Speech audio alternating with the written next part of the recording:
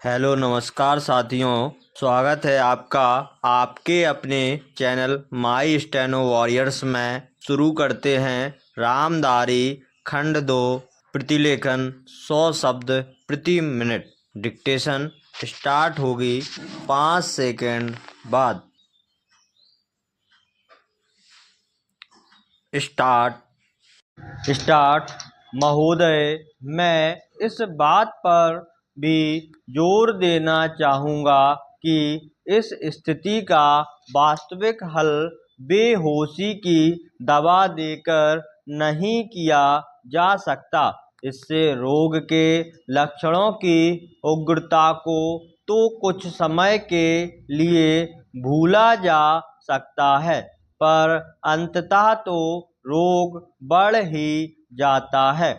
सभी जगह राजनीतिज्ञों की इस उलझन को मैं समझता हूँ, जो बड़े उपायों पर सच्ची सहमति न होने के अभाव में तात्कालिक लाभ के उपायों को ही प्राथमिकता देने लगते हैं। इसलिए आज वास्तविक आवश्यकता इस बात की है कि लोगों और परिवारों को जल्दी से लाभ पहुंचाने के उपायों में और पूरे समाज को लाभ पहुंचाने वाले दीर्घकालीन उपायों के बीच सामंजस्य और तालमेल स्थापित किया जाए, क्योंकि अप्रत्यक्ष ढंग से उनसे भी लोगों और व्यक्तियों को लाभ पहुंचता है। इसलिए हमारा कार्यक्रम ऐसा होना चाहिए जो व्यक्ति, परिवार और समाज सभी के लिए उपयुक्त हो और माइक्रो स्तर पर तीनों तरफ चलने वाले हमारे प्रयास एक ओर मिल जाएं।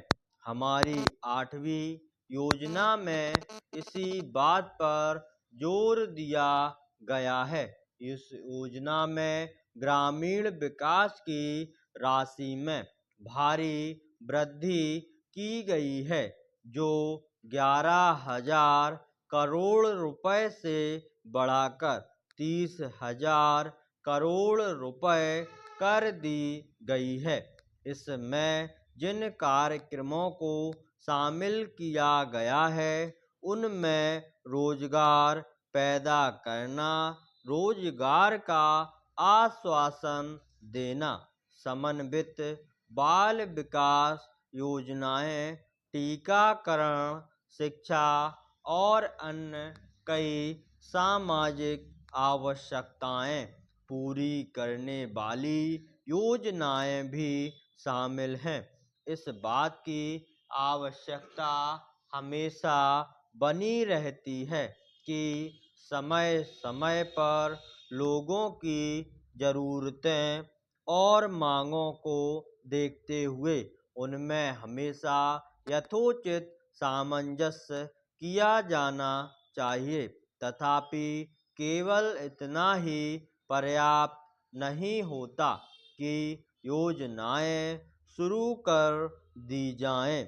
योजनाएं शुरू करने के साथ साथ यह भी जरूरी होता है कि लोगों को उन्हीं की भाषा में शिक्षित करने और समझाने के लिए एक व्यापक साधन और सतत अभियान चलाया जाए, ताकि उनके समझने और देखने के ढंग में जो छिद्र या गलतफहमी है उसे दूर किया जाए, क्योंकि प्रायः उसके कारण विभिन्न प्रकार के आंदोलन शुरू हो जाते हैं।